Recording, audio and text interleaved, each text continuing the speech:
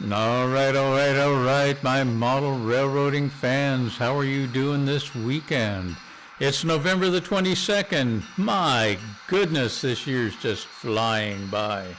Mind you, on a good note, I guess that means that it is model railroading season. We get to work on our layouts, finish our scenery that's been longing to be finished over the summertime, add additions to our layout, or acquire new hardware, which is always exciting. Anyway, one of my subscribers suggested that I do a kind of a panoramic of what the layout looks like, and the only way I can really do that without posting just a static picture is I think we can do it with the cameras. If I start in the east end of the layout and work my way through to the west end of the layout. Now I've added a fifth camera. I know this is going to drive me crazy trying to sort this out, but I resurrected one of my 2K cameras. The other four cameras are 4K cameras, and going to be a little better video and focusing on that one. But hopefully between these 5 cameras we'll be able to give you guys a slightly better view of what I've got here. Now please remember, these are T-Trak modules, and the first 3 modules I built based on the fact I wanted to be able to do switching with my N scale layout. Now originally I used to have a switching layout and got rid of that.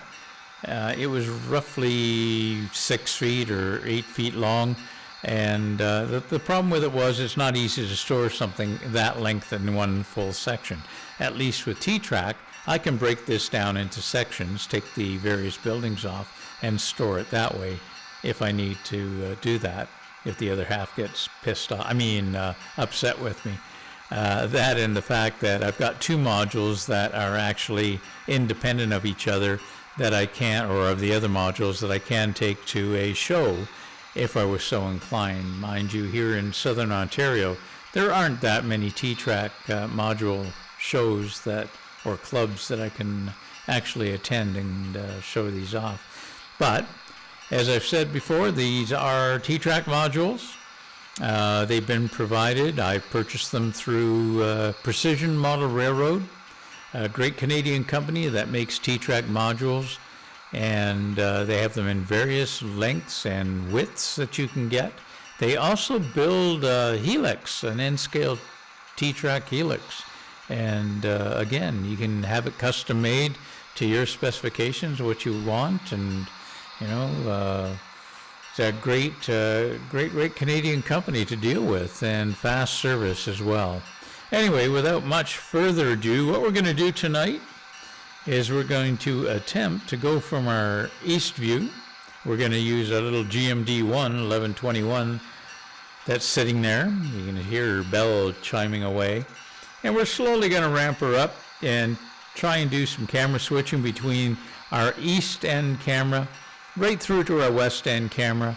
Again, keep in mind we're dealing with only about 10 feet of T-Trak modules here, but it's something on my personal level that I'm quite happy with, dealing with only that length of track. So we're going to go from our east camera here. I've added some dual camera views in, so again, hopefully we'll be able to capture most of this layout. There will be a little lag between some camera views because obviously I don't have enough coverage on a wide view with the lenses that are provided with the cameras, and this is one of them. We're going to be traveling from our east cam to our northwest facing cam, and it's not going to be quite seamless. There's going to be a couple of seconds delay, but you're really not missing out on anything here.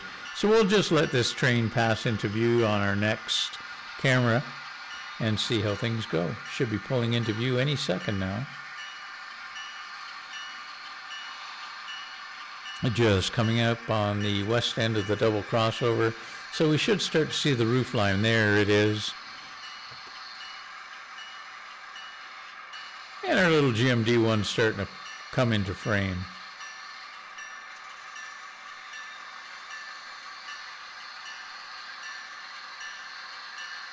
Like I said, I'm hoping that with my double camera coverage on some of these scenes, it'll give you a little better idea of how this layout is set up. It adheres to the double track specifications that are laid out in T-Trak. So these modules can be unhooked from each other and put in any configuration that you want. Now that being said, I have to say that these 3 first modules that we're going through are just custom modules. Yes, the 2 front tracks adhere to the T-Trak standard, but the back tracks back here are actually the tracks that I'll be switching in later on, and that's my own personal setup. They would have no bearing on an actual T-Trak setup. So our little GMD1's just leaving our lower camera view there and should be pulling into view on our new central camera, I hope.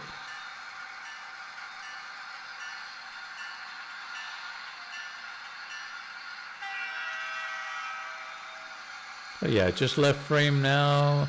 It's just entering our second double crossover. And you can see in the camera view of the central there, the top left, that's the west end of the double crossover.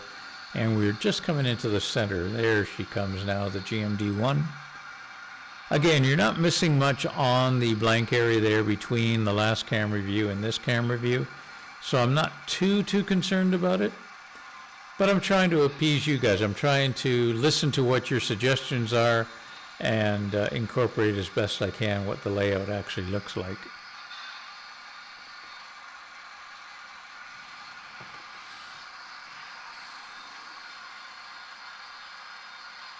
I do like the way this locomotive runs. Really nice little model from Rapido. I've had really good luck with Rapido stuff. Actually, I bought one of their Christmas mystery packages and was quite surprised when it arrived. It came in with 5 of the covered hoppers that are used for plastic pellet transport. All different numbers, which is cool. I already had one of them, and again, fortunately, the one I have doesn't duplicate any of the numbers they sent me. Plus, I have a covered hopper for, I guess it's coal, one of the CN ones. Plus, they sent me one of their TTC buses that lights up, so you can see that in that current image.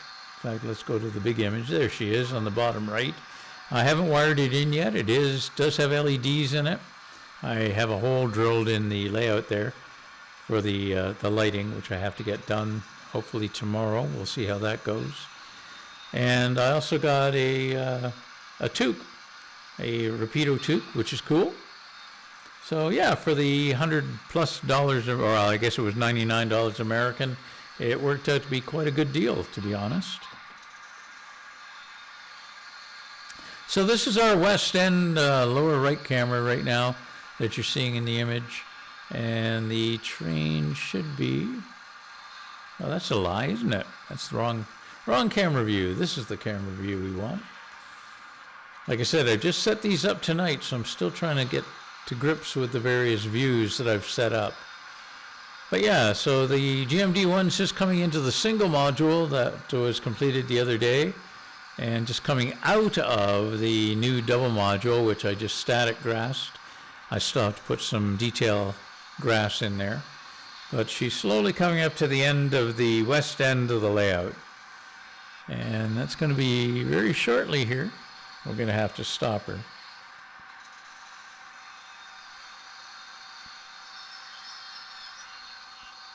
So we'll stop her right about there, and that's it. That's the layout from the east end all the way through to the west end. And I hope we get a better appreciation for how this T-Trak module layout is set up the way I've got it. Again, what I should do some night is take one of the cameras and just turn it around so you get an idea why the layout is set up the way it is, because the other half will kill me if I decide to expand it.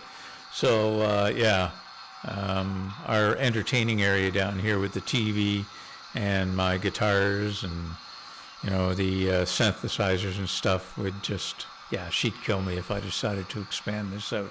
So we'll just kind of leave it at that at this stage. I'm quite content with the way it's set up, but we'll see. We'll see how it all goes. Anyway, again, Rusty Tracks here. And I'd absolutely love your feedback on the new 5-camera setup. And let me know if this satisfies that need to be able to see where things are at any point in time. Anyway, this is Russ from Rusty Tracks Railroad. Have yourselves a fantastic weekend. Stay safe and stay frosty. Cheers, y'all.